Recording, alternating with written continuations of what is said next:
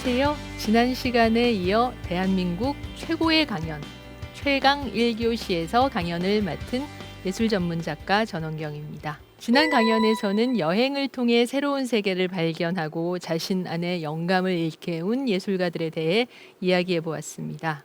우리는 살아가면서 숱한 사람들을 만나게 되죠. 그리고 그 중에서 마음에 맞는 사람들과 우정이라는 소중한 감정을 나누게 됩니다. 그렇다면 예술가들에게도 친구가 있었을까요?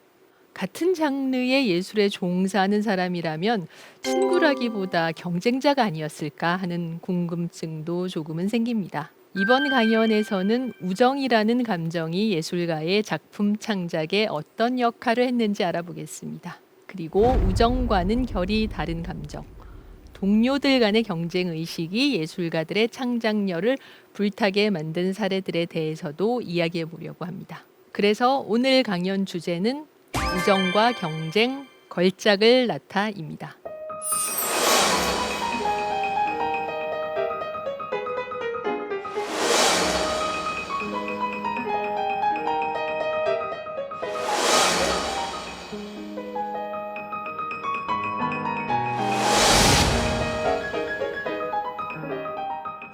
자, 앙리 빵땡 라뚜르라는 인상파 화가가 그린 바티놀가의 스튜디오라는 작품을 보고 계십니다. 여러 화가들이 등장하네요. 여기서 붓을 들고 그림을 그리고 있는 화가는 에두아르 마네, 그리고 그 앞에 앉아 있는 화가는 이 그림을 그린 빵땡 라뚜르입니다.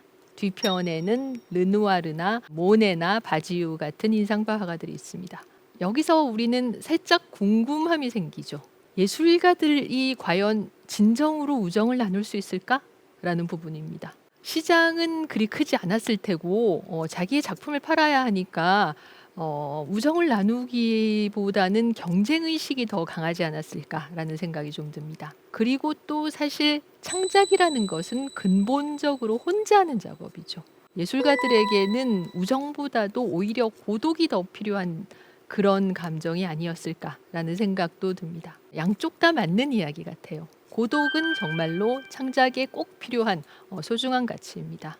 보통 사람들은 혼자 있는 시간을 사실 좀 꺼리지만 예술가들은 그 고독이라는 감정에 침잠에 들어가면서 자기 안에 있던 영감을 일깨우고 또 새로운 작품을 창작하게 되죠. 그러나 또 동시에 그런 고독한 작업이 예술가의 작업이기 때문에 예술가들에게도 친구라는 존재는 반드시 필요합니다.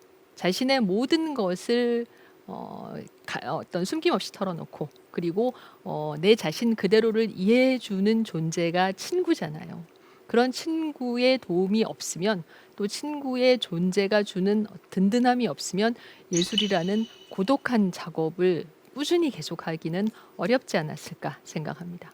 오늘은 세 가지로 한번 나눠보겠습니다. 첫 번째는 동료 간의 경쟁의식, 그러니까 우정이라기보다는 경쟁을 통해서 걸작을 창조한 경우. 그리고 두 번째는 우정과 경쟁의식이 섞여 있었던 경우. 세 번째는 조금 경향은 달랐지만 그래도 상관없이 끝까지 우정을 이어가면서 서로가 서로의 작업을 격려했던 경우입니다.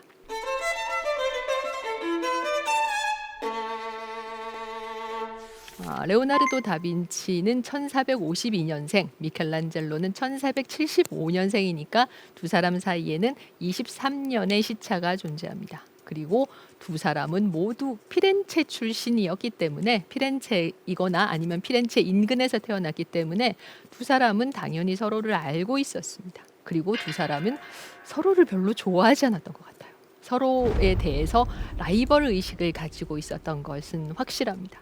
그러면 이 두 사람은 왜 서로에게 라이벌 의식을 가지고 있었을까라는 궁금증이 생기죠. 일종의 질투였을까요? 내가 저 선배보다 그림 더 잘 그리는데 왜 저 선배만 잘 나가는 거야? 아니면은 저 꼬맹이는 그림도 잘 그리지 못하면서 왜 자꾸 저렇게 여기저기 알려져 있는 거야? 이런 식의 질투였을까요?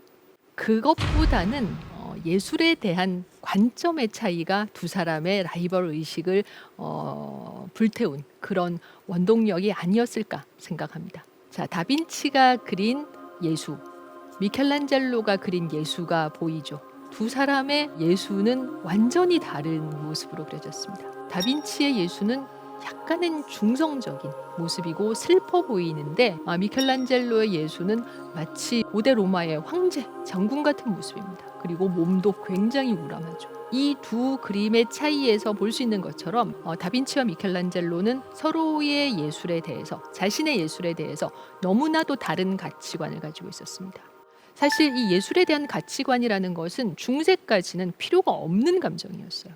왜냐하면 화가가 되기 전에는 선배 화가의 공방에서 도제로 일하면서 그림의 부분을 똑같이 시키는 것대로 생산해내고, 한 명의 화가가 되어서는 또 자기의 공방을 운영하면서 공방의 도제들과 같이 그림을 작업하면 되었기 때문에 거기에 화가 개인의 개성이 들어갈 여지가 없었습니다. 그리고 그림의 주제도 거의 천편일률적으로 똑같았죠. 성경의 내용을 그림으로 옮기는 것. 중세의 그림은 99%가 이것밖에 없었습니다. 그러니까 화가 개인의 개성이 그림에 들어갈 이유가 없었고 또 그럴 여지도 없었던 것이죠. 중세의 화가의 입장은 남학신을 만드는 그런 장인과 큰 차이가 없었을 수도 있습니다. 그러나 이제 르네상스라는 새로운 사조가 시작되면서, 특히 상업과 금융의 도시인 피렌체에서 르네상스가 시작되면서 르네상스는 개인의 개성이 작품에 들어오는 것을 더 원하게 됩니다. 이렇게 되면 예술가들은 자신의 개성이 담긴 작품, 회화든 조각이든 이런 것들을 창조하기 위해서는 예술가 자신의 가치관과 철학이 필요했어요. 그렇지 않고는 자기의 개성을 발현한 그림을 그리거나 조각을 할 수가 없었죠. 바로 이 예술에 대한 가치관이라는 부분에서 다빈치와 미켈란젤로는 너무나도 달랐습니다. 그리고 이 두 사람은 천재답게 당연히 자기의 가치관이 맞다고 생각을 했겠죠. 그러니까 상대를 인정하거나 상대를 이해할 수 없었을 겁니다. 이렇게 해서 예술사상 최초의 두 천재의 라이벌 의식이 시작됩니다. 그러면 우선 연장자인 다빈치부터 보겠습니다. 다빈치가 가지고 있었던 예술가로서의 철학, 예술가로서의 가치관은 무엇이었을까요? 다빈치의 예술관은 자연이 하나의 대우주면 인체는 또 다른 소우주다였습니다. 다빈치는 자연을 관찰하고 또 자연을 과학자적인 입장에서 분석해서 그 분석한 바, 그러니까 자연과학적 지식에 예술가 자신의 창조력을 더딥혀서 그림을 그리는 것이 맞다라고 생각했습니다. 사실 다빈치는 지나친 완벽주의자였고 2011년에 다빈치 작품으로 처음으로 세상에 등장한 세상의 구원자 예수라는 작품, 사우디의 빈살만 왕세자가 2017년에 무려 5천억 원이라는 가격의 경매에서 낙찰받은 그 작품까지 포함해도 다빈치의 회화 완성작은 19점밖에 되지 않습니다. 그런데 다빈치는 지금 보시는 것 같은 인체 해부도는 240점 넘게 남겼어요. 그래서 예를 들면 영국의 미술사가인 케네스 클라크 같은 사람은 다빈치가 자신의 재능을 낭비했다라고 안타까워하기도 해요. 240점의 이 해부도를 그리기 위해서 다빈치는 39 이상의 시체를 해부했다고 하는데 이 시간에 그림을 더 그렸으면 이라는 생각이 미술사가 입장에서는 당연히 들 수 있을 것 같습니다. 아무튼 다빈치는 이 세상에 대해서 정말로 천재다운, 눈부실 정도로 다방면에 걸친 호기심을 가지고 있는 인물이었습니다. 사실 이 다빈치 스케치는 과학적으로 정확하기도 하지만 예술적으로도 상당히 아름다운 작품이라는 좀 생각도 들기는 합니다. 이런 다빈치의 인체 해부도 중에 흥미로운 작품이 하나 있습니다. 바로 이것이죠. 태아와 자궁의 상태를 관찰한 다빈치의 스케치입니다. 그러면 좀 무시무시한 생각이 듭니다. 아니 그러면 임산부의 시체를 해부했단 말이야? 라는 생각이 드는데 그렇지 못했을 겁니다. 왜냐하면 이 당시에도 의학 연구를 위한 시신은 사형수의 시체를 사용했는데 임산부를 사용시키지는 못했거든요. 그러면 이 다빈치가 그린 태아의 모습은 다빈치가 지금까지 얻어온 인체에 대한 지식 플러스 다빈치의 상상력이 만들어낸 결과물일 가능성이 대단히 높죠. 이 인체부도 옆에 중요한 단서가 등장합니다. 오른쪽 하단에 보면 뭐가 보이나 하면 식물의 그 씨방과 씨앗이 그려져 있어요. 그러면 다빈치는 지금 이 자신이 상상한 태아와 자궁의 모습을 어디서 아이디어를 얻었냐면 식물의 씨앗과 씨방의 모습에서 아이디어를 얻었습니다. 여기서 우리는 다빈치의 가치관이라는 걸 깨달을 수가 있습니다. 인체는 하나의 소우주다. 그리고 자연은 대우주다. 이것이 다빈치의 가치관이죠. 그러면 다빈치에게 그림을 그리게 되는 최고의 스승은 무엇일까요? 바로 자연입니다. 다빈치는 자연을 관찰해서 그 지식을 자신의 그림에 응용하는 방식으로 그림을 그렸습니다. 다빈치가 그린 그림 중에 이 암굴의 성모라고 해서 동일한 주제를 2점 그린 작품이 있습니다. 왜 이렇게 동일한 주제를 2점 그렸나 하면 그림을 청탁한 밀라노의 원죄 없이 잉태하신 성모 수도원이 이 왼쪽 그림을 처음에 받고 마음에 안 든다라고 거절했기 때문입니다. 그래서 다빈치는 계약에 의해서 어쩔 수 없이 오른편 그림을 한 번 더 그렸습니다. 2점 다 정말 뛰어난 작품이지만 개인적으로 저는 왼쪽 작품인 오리지널 작품이 더 뛰어나지 않은가라고 생각됩니다.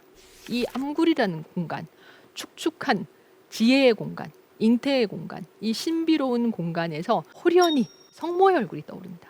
우리는 성모의 얼굴을 이 그림에서 맨 먼저 보게 되죠. 그리고 이 등장인물들의 표정과 눈길과 손짓에 의해서 시계 반대 방향으로 돌아가면서 등장인물을 차례로 관찰하게 돼요. 성모의 시선과 손길은 성모 왼편에 있는 아기인 세례 요한에게 가 있습니다. 세례 요한은 2 손을 모아서 누구에겐가 경배하고 있죠. 그의 경배를 받고 있는 오른편 하단에 앉은 인물은 아기 예수입니다.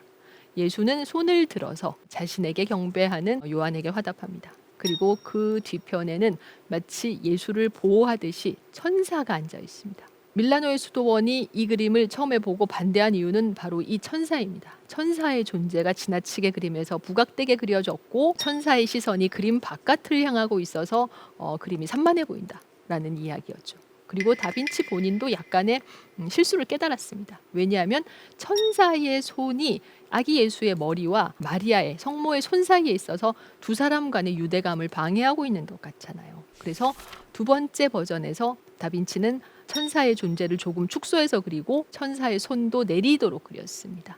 이 암굴의 성모에서 특히 왼편의 루브르 버전에서 놀라운 것은 무엇인가 하면 바닥에 이끼와 작은 꽃들이 피어 있는데 이 바닥에 꽃이 피어 있는 부분은 사암이 그려져 있습니다. 사암은 모래가 굳어서 생긴 바위죠. 이 암굴은 사암과 화강암의 일종인 휘로감으로 구성되어 있습니다. 사암은 단단하지 않은 무른 암석이기 때문에 그 위에서 꽃이나 이끼가 피어날 수 있습니다. 그러나 화강암의 일종인 휘로감은 단단하기 때문에 거기서 어떤 이끼나 꽃이 피어날 여지가 없죠. 그 부분이 구별되어서 그려져 있습니다. 한마디로 다빈치는 지질학에도 대단한 지식을 가지고 있었다는 것이고 그런 지질학적인 과학적인 자신의 지식을 그림에 이용한 것이죠. 아무튼 이 그림에서 신비로운 아름다움을 지니고 있는 이 천사의 존재를 다빈치가 그린 스케치가 남아 있는데 이 다빈치의 천사 스케치를 자세히 보시면 특별한 점이 발견됩니다. 왼쪽의 눈은 정면을 보고 있고 오른쪽 눈은 다른 데를 보고 있습니다.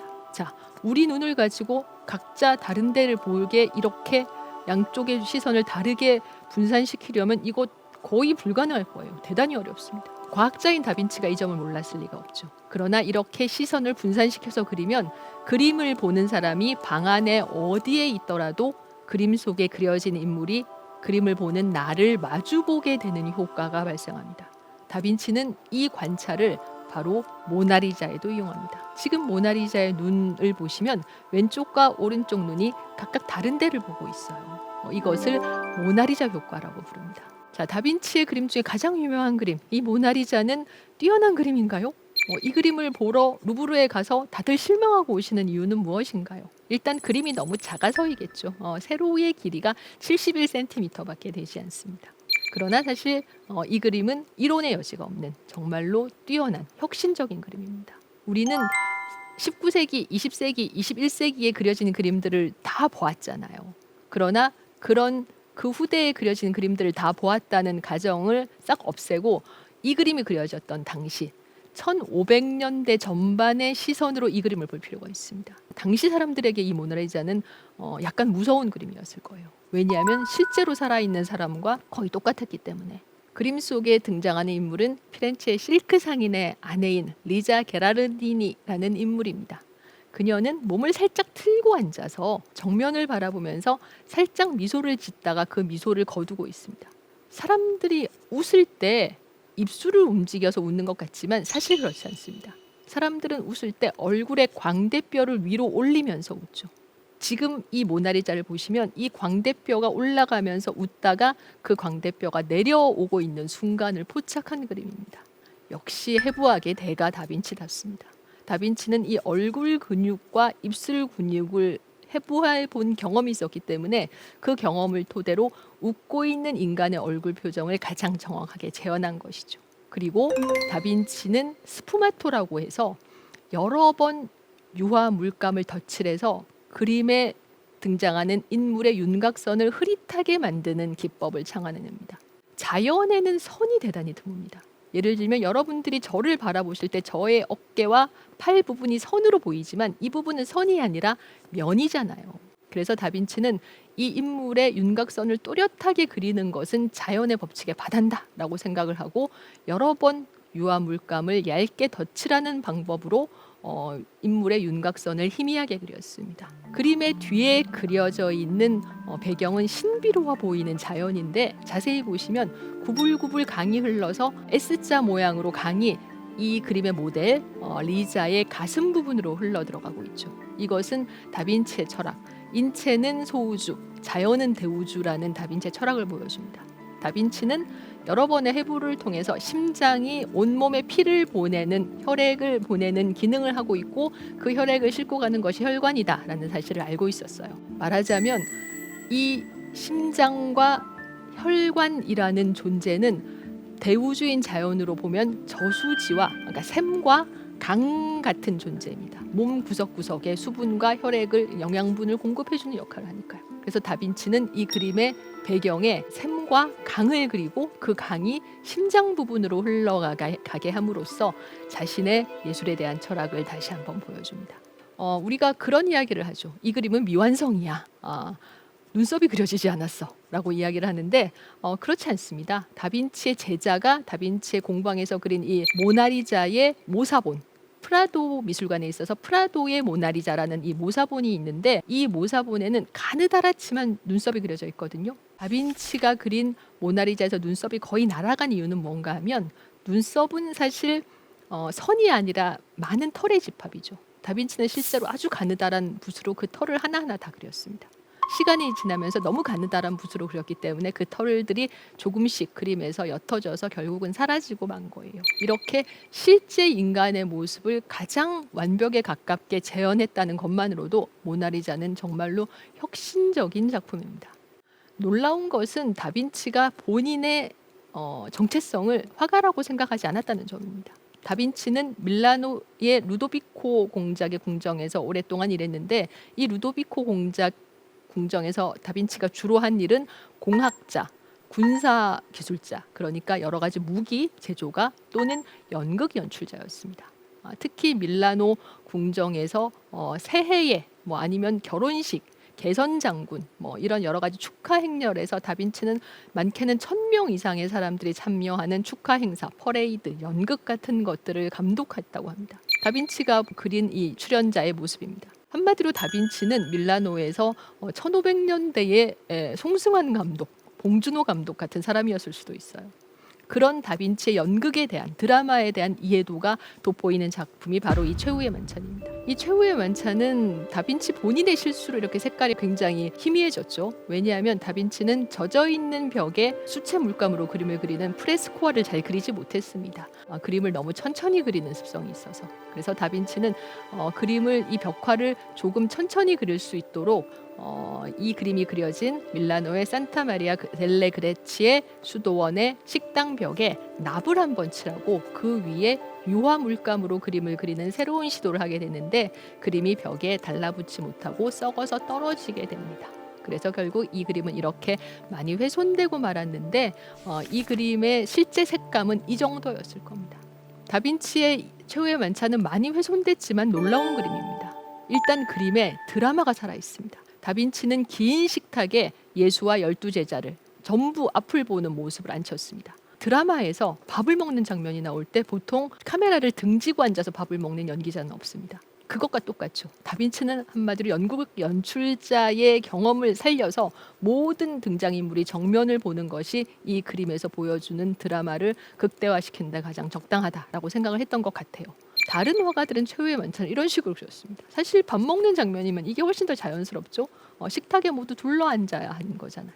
자, 다빈치가 그린 최후의 만찬은 예수가 막 폭탄 선언을 한 직후입니다. 너희 중 한 사람이 나를 배반할 것이다 라고 이야기하고 제자들은 모두 동요합니다. 그리고 이 동요하는 제자들을 다빈치는 각각 3명씩 4개의 그룹으로 나눕니다.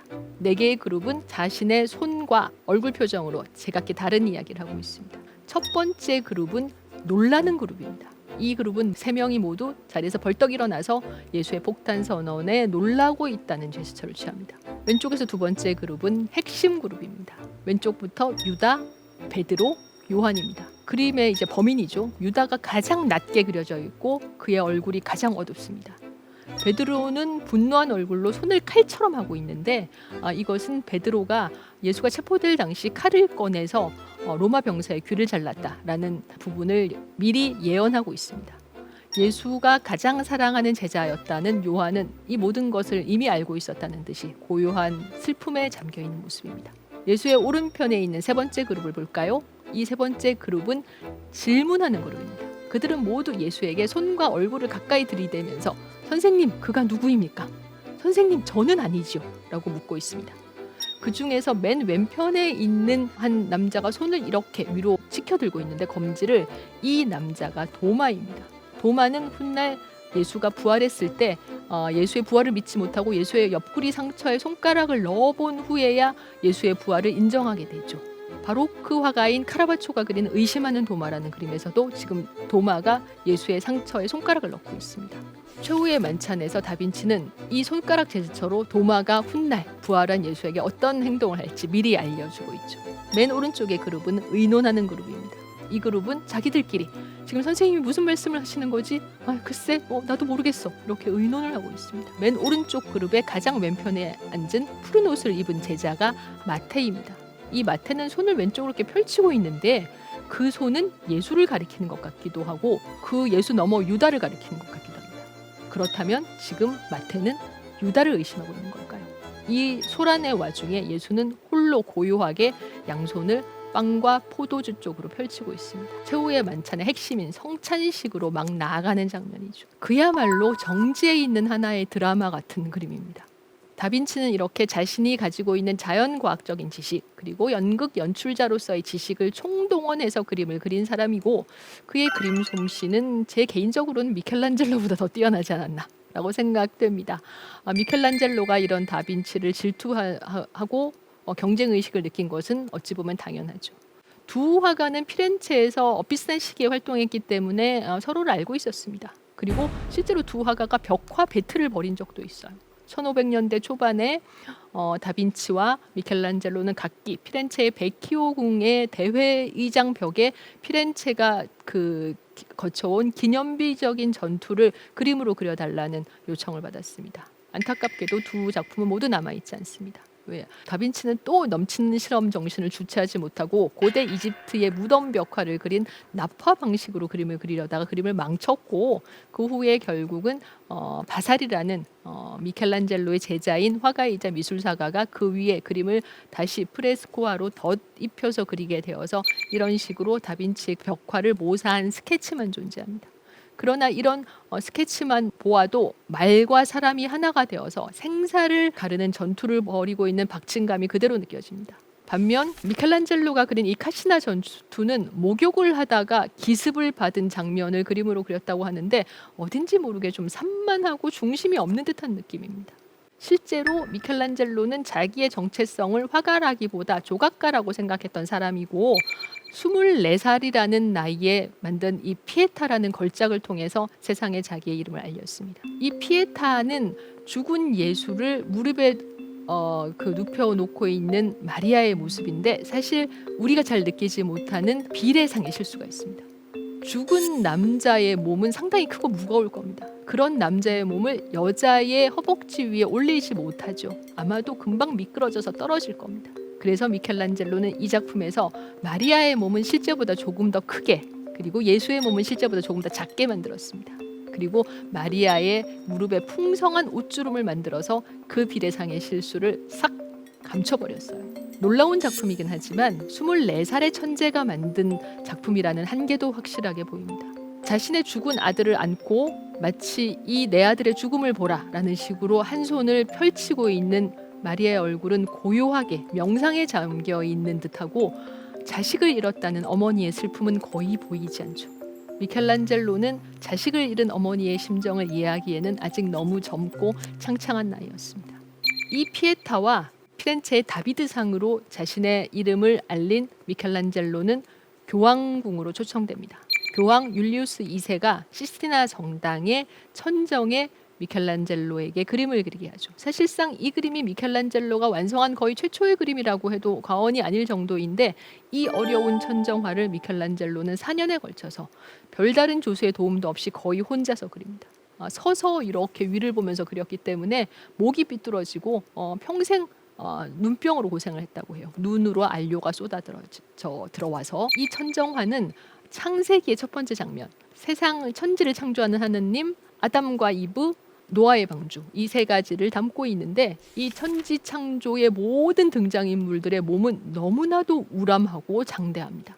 예를 들면 해와 달을 창조하는 하느님을 보면 하느님이 굉장히 화가 나셨어요. 뭔가 찌푸린 노한 얼굴입니다. 그리고 그 몸은 너무나도 육중합니다. 이 찌푸린 얼굴의 하느님은 세상이 자기의 천재성을 잘 알아보지 못하고 있다라는 젊은 미켈란젤로의 분노처럼 느껴지기도 해요. 그리고 유명한 이 아담의 탄생에서도 하느님의 몸은 활기에 차 있고 아담의 몸은 아직 생명의 기운을 충분히 받지 못해서 약간 나른합니다. 그리고 자세히 보면 하느님의 옆구리에 아직 창조되지 않은 아담의 반려 이브가 있습니다. 아담의 시선은 하느님을 쳐다보고 있는 것 같기도 하고, 하느님을 넘어가서 자신의 아직 태어나지 않은 아내 이브를 보고 있는 것 같기도 한데, 아무튼 이 아담의 탄생에서도 하느님의 몸과 아담의 몸은 아주 우람하고 근육질의 모습으로 그려져 있습니다. 그 다음 장면, 이브의 탄생인데, 이브의 탄생 사방에 잘 알 수 없는 누드의 젊은이들이 그려져 있죠. 이 누드의 인체를 이뉴도 또는 이뉴디라고 부르는데, 이렇게 굳이 그림의 전개와 상관없는 누드를, 그리고 건장한 인체를 그린 이유는 무엇인가 하면, 미켈란젤로가 이 천지창조를 그리기 2년쯤 전에 로마 근처 에스큘리아노의 포도밭에서 발굴된 이 라오콘 군상을 보고 큰 어떤 감명을 받았기 때문입니다. 죽음 앞에서 비장하게 몸을 틀고 있는 단말마의 비명소리가 금방이라도 우리 귀에 들릴 듯한 이 조각을 보고 미켈란젤로는 깨닫게 되죠. 바로 고대 그리스와 로마의 조각을 재현하는 것, 이것이 그림으로 보여줄 수 있는 최상의 상태다.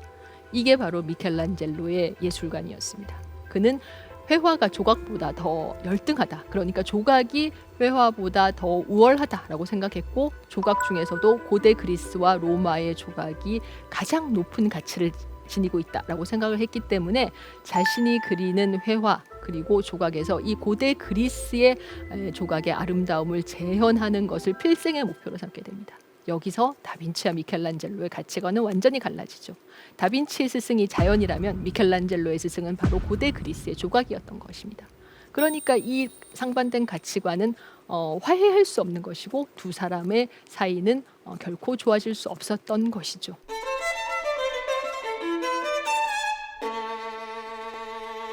예술사상 최초의 라이벌이자 예술사상 최초의 두 천재가 다빈치와 미켈란젤로라고 하면 1830년대와 1840년대 파리에서는 두 명의 피아노 천재가 격돌하고 있었습니다. 바로 헝가리 출신의 비르투오조 피아니스트 프란츠 리스트, 그리고 폴란드 출신의 피아노의 시인이라고 불리는 프레데릭 쇼팽입니다. 두 사람 중에서 당시 파리에서 더 높은 어떤 인기를 얻고 있었던 인물은 누구였을까요? 리스트입니다. 요제프 다나우저라는 화가가 그린 이 피아노를 치는 리스트라는 그림은 피아노 회사에서 의뢰받아서 만든 일종의 CF입니다. 이렇게 당대 최고의 예술가들이 모여서 리스트의 피아노 연주를 듣고 있는 모습이 피아노 홍보용 그림으로 그려졌다라는 점만 보아도 당대 최고의 피아니스트는 리스트였다라는 사실을 알 수 있죠. 그에 비해서 쇼팽은 건강도 별로 좋지 않았고 큰 무대에 서는 것을 두려워했기 때문에 그의 연인이었던 조르주 상드의 도움으로 생활을 거의 해나갔습니다. 조르주 상드가 없었으면 사실 쇼팽은 훨씬 더 곤궁하게 살았을 거예요. 그러나 당대의 인기의 차이에도 불구하고 리스트는 쇼팽을 대단히 존경했습니다. 쇼팽은 1849년에 39이라는 아까운 나이로 폐결핵으로 요절하는데 그 후로 최초로 나온 쇼팽의 전기를 쓴 사람이 다름 아닌 리스트입니다. 리스트는 쇼팽의 음악에 담겨있는 어떤 애절한 한, 특히 자기의 고국인 폴란드에 대한 그리움과 슬픔을 이해할 수 없었습니다. 리스트는 헝가리 출신이긴 했지만 그는 아주 어려서 헝가리어도 잘 못하는 나이에 고국을 떠나서 빈에서 베토벤의 제자인 체르니에게 배우고 이후로 파리에 와서 당대 최고의 화려한 비르투오조 피아니스트로 늘 승리하는 삶을 살았기 때문에 쇼팽의 음악에 담겨있는 그런 섬세한 어떤 피아노의 시인과도 같은 감수성을 이해하지 못했던 것 같습니다. 쇼팽의 음악에 담겨있는 한과 그런 슬픔의 정서에 비하면 리스트의 음악은 너무나도 남성적이고 장대하고 화려합니다. 리스트의 음악에 가장 근접한 작곡가는 쇼팽이라기보다는 당대 최고의 비르투오조 바이올리니스트였던 파가니니가 아닐까 싶은데요.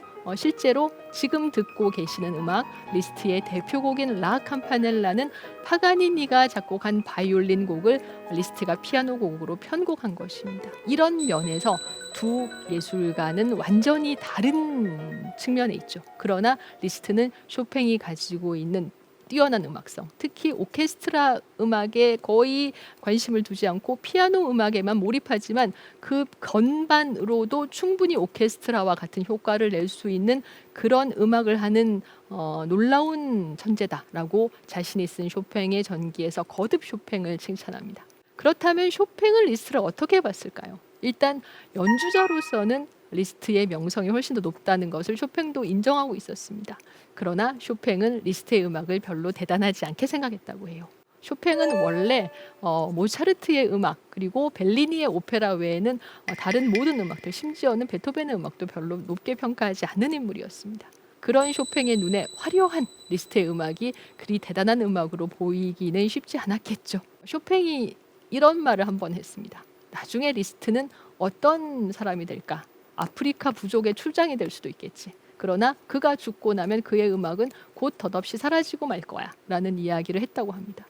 사실인지 아닌지 정확하게 알 수 없지만 이 에피소드만 보아도 쇼팽과 리스트 사이에 미묘한 차이와 서로에 대한 경쟁의식을 좀 알 수 있을 것 같습니다. 리스트는 자기가 파리에서 얼마든지 많은 무대를 가질 수 있는 어찌 보면 더 우위에 있는 입장이었지만 쇼팽의 음악이 가지고 있는 시적이고 영롱한 섬세한 정서를 가질 수 없었고 쇼팽은 자신의 음악 자체는 리스트보다 더 우월하다고 생각을 했지만 자신의 건강과 큰 무대에 대한 공포 때문에 리스트처럼 큰 무대에서 파리를 주름잡는 위대한 비르투오조 피아니스트는 될 수 없었던 거죠. 어찌 보면은 이렇게 쇼팽과 리스트가 번갈아 가면서 자신의 작품을 선보이던 1830년대, 40년대 파리부터 파리는 서서히 로마를 제치고 예술의 수도로 부상하고 있었던 것 같습니다.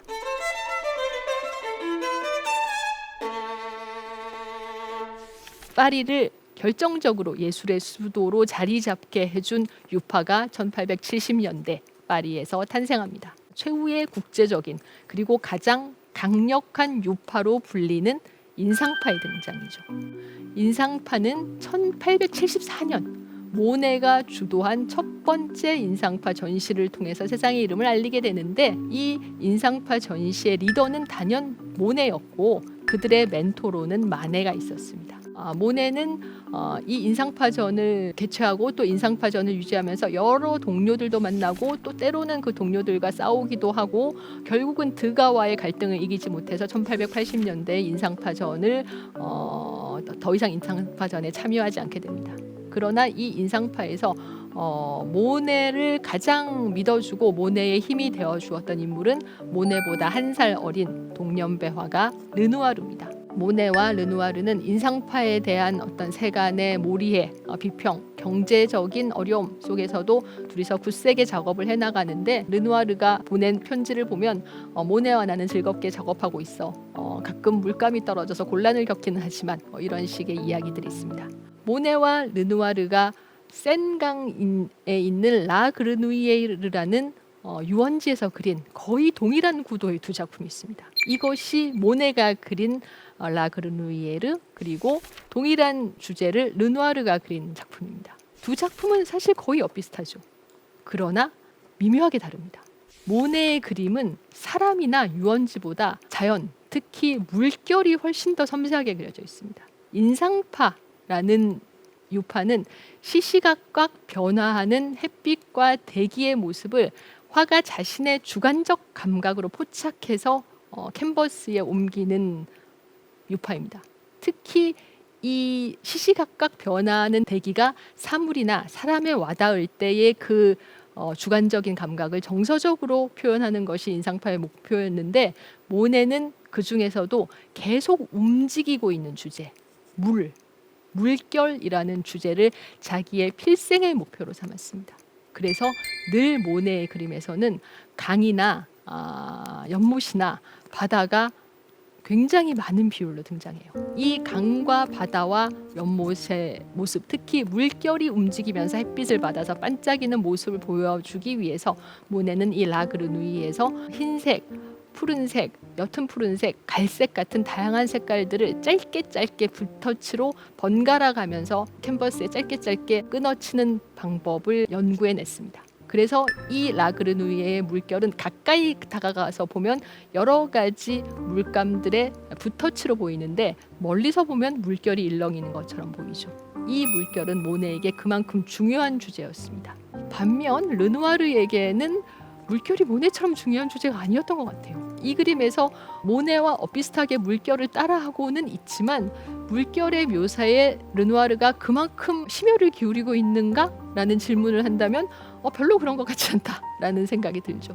이 그림에서 르누아르는 사람을 그릴지 보트를 그릴지 아니면은 이 강의 모습을 그릴지 잘 판단을 못하고 있다라는 생각이 듭니다. 함께 그림을 그렸고 또 함께 샤를 글레르의 화실에서 그림을 시작했고 거의 이웃사촌으로 지내고 때로는 한 집에서 같이 살면서 그림을 그렸지만, 두 사람에게 둘도 없는 친구였지만 이렇게 시작부터 모네와 르누아르의 그림 경향은 미묘하게 달랐습니다.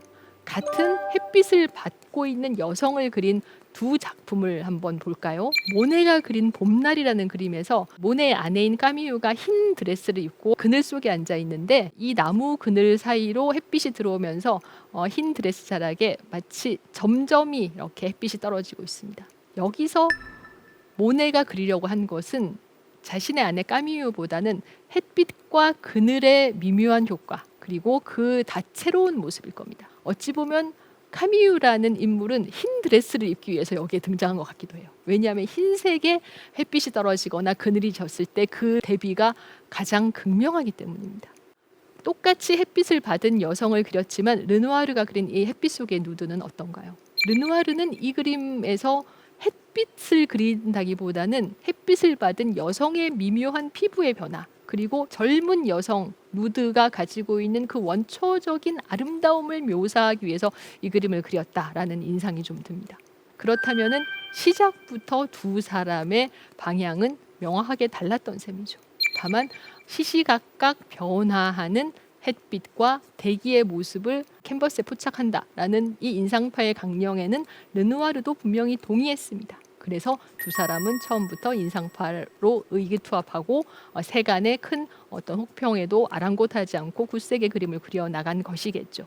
르누아르의 이 햇빛 속의 누드는 2차 인상파전에서 가장 혹평을 들었던 작품입니다. 이 그림에 대해서 당시 파리 언론이 어떻게 이야기했나 하면, 한 여성이 르누아르에게 그림을, 자기의 누드를 그려달라고 요청합니다. 그러자 르누아르가 그 여성에게 아직 피부가 충분히 썩지 않았으니 바닷속에 들어가서 일주일 있다가 다시 나오라고 이야기합니다. 한마디로 이 햇빛 속의 누드에서 르누아르의 피부 표현은 죽은 어떤 사람의 시체의 피부 같다는 너무나도 잔인한 비평이죠. 그런 식으로 인상파는 세간의 몰이해를 받았고 당연히 그림도 팔리지 않았습니다. 만약 르누아르와 모네에게 서로가 없었으면, 가장 중요한 두 동료가 없었으면 두 사람 중에 한 사람은 결국 이 인상파의 길을 포기했을지도 모릅니다. 모네가 그린 아르장떼 위의 보트라는 그림을 보면 특히 하얀색 돛을 가진 보트가 물결에 비치면서 물결이 일렁이고 있는 부분이 상당히 매혹적으로 그려져 있습니다. 이런 부분들이 모네가 심혈을 기울여서 표현하려고 했던 부분입니다. 물결은 정지할 수가 없죠. 물은 늘 움직입니다.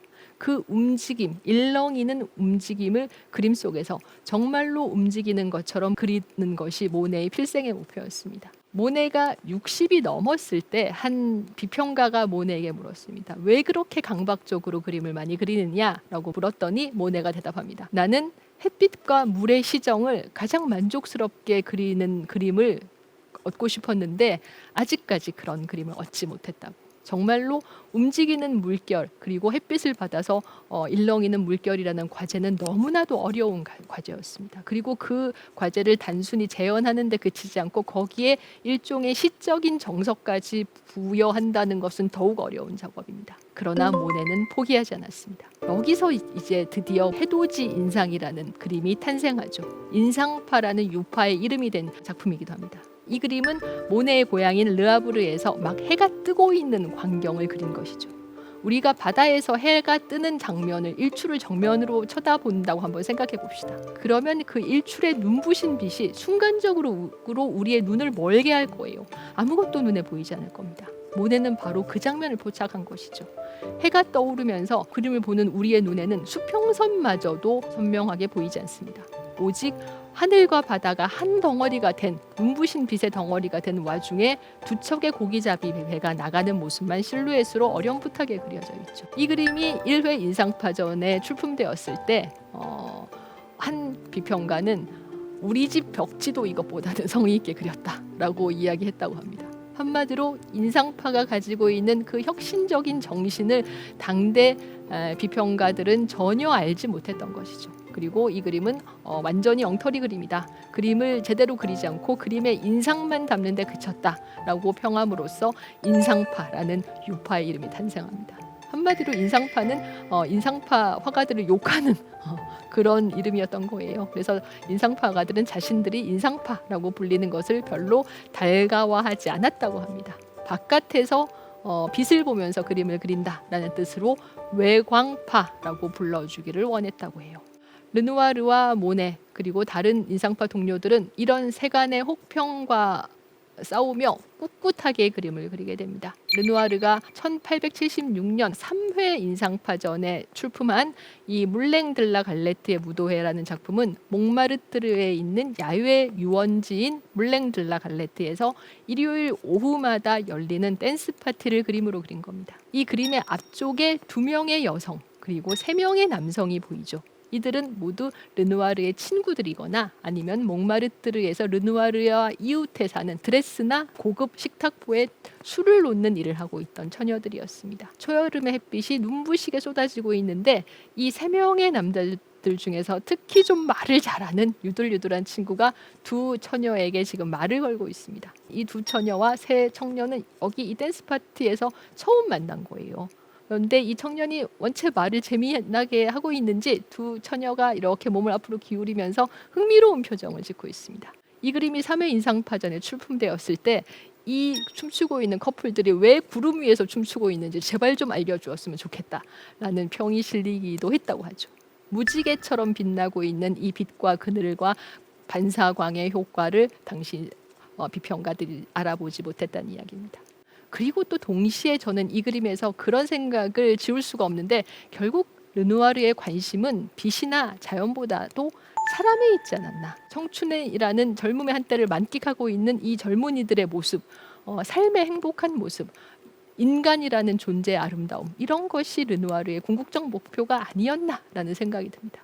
한마디로 모네와 르누아르는 친구였지만 르누아르는 모네처럼 혁신적인 인물은 아니었던 게 아닌가 라는 생각이 든다는 거죠. 그리고 실제로 르누아르는 1880년대 초반부터 중반까지 갑자기 앵그르 시대라고 하는 1600년대 스타일을 추구하는 완전히 고전적인 형식으로 돌아갑니다. 이 목욕하는 여자들이라는 그림을 르누아르는 3년에 걸쳐서 그렸는데 이 그림에서 갑자기 또렷한 윤곽선이 나타나죠. 르누아르의 그림에서는 늘 윤곽선이 부드럽게 파스텔 톤으로 뭉개져 있었거든요. 그리고 이 또렷한 윤곽선과 목욕하는 여자들이라는 누드라는 주제 자체도 고답적이고 이 목욕하는 여자들의 포즈는 프랑스와 부셰가 그린 목욕하는 달의 여신 디아나의 포즈와 상당히 비슷합니다. 르누아르의 친구들은 당황합니다.